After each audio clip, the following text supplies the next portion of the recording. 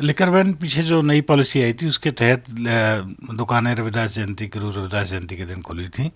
और उसको जब हमने लिया तो संज्ञान में लिया, और इस बार 5 तारीख को ड्राई डे रहेगा और आगे भी ड्राई डे रहा। जो भी संस्थाएं गुरु जी की जयंती मनाना चाहती हों वो 31 तारीख तक अप्लाई कर दें ऑनलाइन, उनको सहायता देने की स्कूटी में डाल दिया जाए। जो इंसान को इंसान बनाने के लिए जो लड़ाई तथागत बुद्ध ने चालू की थी उसको आगे बढ़ाने का काम गुरु रविदास ने किया। बीजेपी आप जानते हैं कि लोकतंत्र पर हमला करने में कोई कसर छोड़ती नहीं है, तो ये तो भ्रांति फैलाने वाली बात है बीजेपी की, जिस जो भी कहता है कि हम नहीं चाहते, हम तो वहाँ पर शांतिपूर्ण तरीके से अपना मेयर बनाना चाहते हैं, जो सुप्रीम कोर्ट में जाने के बाद निश्चित हम एक ऐप लेके आएंगे जो हर पेंशन भोगी को मिलेगी। संत शिरोमणि रविदास महाराज की जयंती 5 फरवरी को है। दिल्ली सरकार ने कुछ बड़े फैसले किए हैं। अगर आप भी संत शिरोमणि रविदास महाराज की जयंती मनाना चाहते हैं तो 50,000 तक की आर्थिक मदद आपको दिल्ली सरकार करेगी। और साथ ही एक बड़ा फैसला हुआ है कि लीकर जो है उस दिन बैन रहेगा। मेरे साथ दिल्ली के सोशल जस्टिस मंत्री राजकुमार आनंद जी हैं। क्या है ये लीकर बैन पहली बार हो रहा है कि उस दिन अब लीकर नहीं मिलेगी? लिकर बैन पीछे जो नई पॉलिसी आई थी उसके तहत दुकानें रविदास जयंती गुरु रविदास जयंती के दिन खुली थी, और उसको जब हमने लिया तो संज्ञान में लिया, और इस बार 5 तारीख को ड्राई डे रहेगा और आगे भी ड्राई डे रहा करेगा। और ये जो अनुदान की जो ऐलान हुआ है कि 50,000 तक का अनुदान जो है संस्थाओं को मिल सकता है जो रविदास जयंती मना रहे हैं। ये स्कीम हर साल आती है, ये कोई नई स्कीम नहीं है, लेकिन इस बार ये 23 तारीख को बंद हो गई थी विंडो इसकी। तो कुछ संस्थाओं ने हमें फ़ोन किया कि हम अप्लाई नहीं कर पाए या समय कम था, तो हमने इसको 31 जनवरी तक के लिए एक्सटेंड करा दिया है। जो भी संस्थाएं गुरु जी की जयंती मनाना चाहती हों वो 31 तारीख तक अप्लाई कर दें ऑनलाइन, उनको सहायता देने की स्कूटी में डाल दिया जाएगा। तो ये क्या लग रहा है कि रविदास जी को लेकर दिल्ली में तो बहुत क्रेज रहा है। अभी मोदी सरकार पर भी आरोप लगे थे, तुगलकाबाद का मामला है, उनकी ज़मीन पर किस तरह से कब्जा हुआ, फिर लोग सुप्रीम कोर्ट गए, उस सब को लेकर भी लोगों में बहुत नाराज़गी है कि उनके ही संत शिरोमणि रविदास जी महाराज के घर को ही क्यों तोड़ा गया। गुरु रविदास उस परंपरा के गुरु हैं जो इंसान को इंसान बनाने के लिए जो लड़ाई तथागत बुद्ध ने चालू की थी उसको आगे बढ़ाने का काम गुरु रविदास ने किया।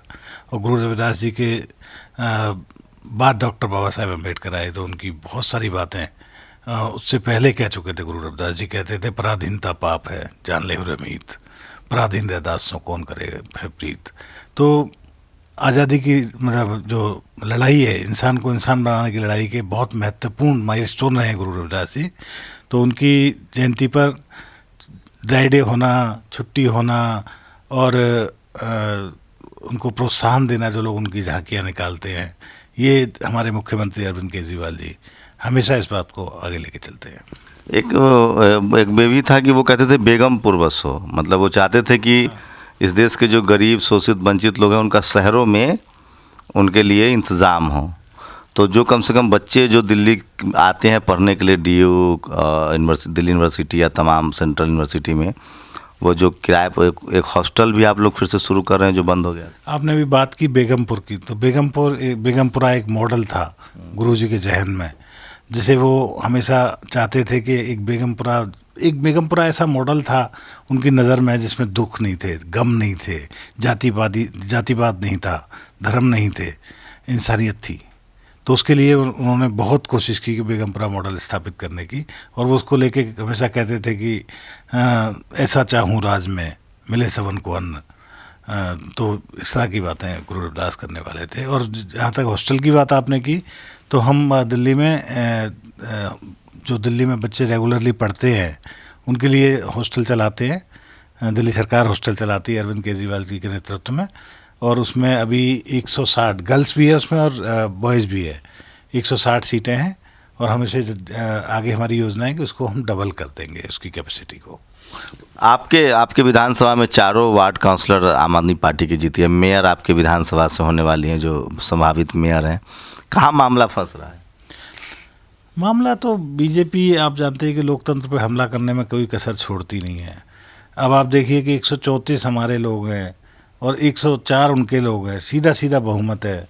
उसके बाद भी जब पहले ओथ के ऊपर लड़ाई झगड़ा करते हैं, उसके बाद उस दिन दोबारा से सदन में जब इकट्ठे हुए तो ये लोग वॉकआउट कर गए बीजेपी वाले। हमारे जो विधायक गण गए थे उन्होंने गिनवा के दिखा दिया कि भाई 134 ये बैठे, अब तो कोई और है नहीं, तो मेयर बनाओ, मेयर की कुर्सी पे बिठाओ, लेकिन नहीं बने। बहरहाल हमारी जो मेयर कैंडिडेट हैं शैली ओबराय, वो सुप्रीम कोर्ट का दरवाज़ा खटखटाना पड़ा इस सब के लिए, और जल्दी हमारे फेवर में रिजल्ट आएगा। हमारी दो ही बातें हैं कि एक तो जल्दी से जल्दी मेयर का इलेक्शन करवा के जिसका हक बनता है उसे मेयर की कुर्सी पर बिठाएं ताकि दिल्ली के विकास कार्य आगे बढ़ें, और दूसरा ये कि जो एल्डरमैन बना भी दिए हैं, जबकि ऐसा होता नहीं था कभी भी, एल्डरमैन हमेशा चुनी हुई सरकारें बनाया करती हैं, लेकिन अगर बना भी दिए एलजी साहब ने किसी, तो अभी कितने एल्डरमैन के उन एल्डरमैन्स को 10 एल्डरमैन है वो, तो अभी उनकी संख्या कितनी होती है?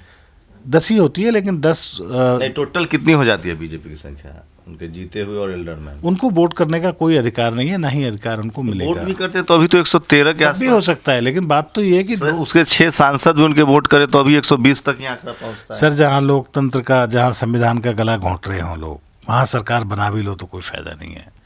तो बात तो ये है कि अगर उनका नहीं, कह रहे हैं कि आपके पार्षद लोग पर, आम आदमी पार्टी को अपने ही पार्षदों पर भरोसा नहीं है, शायद क्रॉस वोटिंग से डर रहे हैं, इसलिए आप लोग नहीं चुनाव करवा रहे हैं। हम लोग चुनाव कराने के लिए बार बार तैयार रहते हैं, रिक्वेस्ट कर रहे हैं, एलजी साहब को लेटर लिखा सीएम साहब ने कि इसकी जल्दी से जल्दी डेट दो। हम लोग क्यों नहीं जाएंगे भला, आप बताइए। हमारे पास क्लियर मेजोरिटी है। आपकी बात सही है कि 10 डाल भी दें तब भी तो हमारा ही मेयर बनता है, तो हम क्यों नहीं चाहेंगे? तो ये तो भ्रांति फैलाने वाली बात है बीजेपी की, है जिस जो भी कहता है कि हम नहीं चाहते। हम तो वहाँ पर शांतिपूर्ण तरीके से अपना मेयर बनाना चाहते हैं, जो सुप्रीम कोर्ट में जाने के बाद निश्चित हम बनाएंगे। आपकी मंत्रालय की क्या प्राथमिकताएं हैं, क्योंकि सोशल जस्टिस मंत्री के तौर पर? हमारे मंत्रालय की पहली प्राथमिकता तो यही है कि यहाँ जो भी पेंडिंग काम पड़े हैं और जो भी स्कीम्स हैं उनको पूरा किया जाए जल्द से जल्द, और नई स्कीमें, नई ऐसी चीज़ें करी जाएं। मेरा तो सबसे बड़ा यही है कि आगे आने वाले समय में जो SC ST को फंड मिलता है या जिस भी समाज के लिए मिलता है, उस समाज पे पूरा खर्च होना चाहिए, और वो हम करेंगे। और हम पहले दिन से कोशिश करेंगे कि चीज़ें लोगों को अवेयरनेस लाएं। हम बहुत सारे काम कर रहे हैं। हम आज तक कोई पत्रिका नहीं छपती थी हमारे यहाँ, तो हम पत्रिका के माध्यम से लोगों को अवेयर करेंगे कि आप लोग लीजिए। बहुत सारी ऐसी स्कीमें जिनका लोगों को पता ही नहीं होता। आज हम 11वीं और 12वीं, मंत्रालय अलग से पत्रिका छाप रही है? हमारी मंत्रालय अलग से पत्रिकाएं छापकर लोगों को बताएगी। हम पेंशन में कुछ लोग जो रह गए हैं जिनको काफ़ी दिनों से नहीं मिल रहे, और हम उनके एड्रेस ढूंढ रहे हैं, एड्रेस नहीं मिल पा रहे या फ़ोन नंबर नहीं है हमारे पास, उनके लिए हम रेडियो में भी देंगे, रेडियो में एडवर्टाइजमेंट करेंगे। एक हेल्पलाइन नंबर हमने बनाया है। तो सारी चीज़ें ऐसी करेंगे, और धीरे धीरे थोड़ा समय लगेगा, लेकिन हम एक ऐप लेके आएंगे जो हर पेंशन भोगी को मिलेगी। अपनी ऐप में वो अपना स्टेटस देख सकता है। तो ये थे दिल्ली के सोशल जस्टिस मंत्री। और मैं फिर कह रहा हूँ, जैसे चाहे वो संत श्रीमणी रविदास महाराज हों, ये जो तमाम जो बहुजन समाज के खासकर और इस देश के जो मानवता के प्रहरी रहे हैं, जिन्होंने जात पात के भेदभाव को ख़त्म करने के लिए अपनी ज़िंदगी दी है, ताउम्र काम किया है, उनके जो योगदान है उसको लोग धीरे धीरे अब समझ रहा है। और दिल्ली में रविदास जयंती पर, जो कि 5 फरवरी का, उस दिन ड्राई डे घोषित किया गया है। तो धीरे धीरे तमाम जो महापुरुष हैं उनके सम्मान में लोग जागरूक हो रहे हैं। पूरी बातचीत पर आप लोग अपनी प्रतिक्रिया जरूर दीजिए। कैमरामैन आशीष के साथ शंभू कुमार सिंह, नेशनल दस्तक, दिल्ली। नेशनल दस्तक की आपसे गुजारिश है कि अगर इसको बचाना चाहते हैं तो नेशनल दस्तक को सब्सक्राइब करने के लिए रेड कलर के सब्सक्राइब बटन को दबाएं, फिर बेल आइकन की घंटी दबाएं।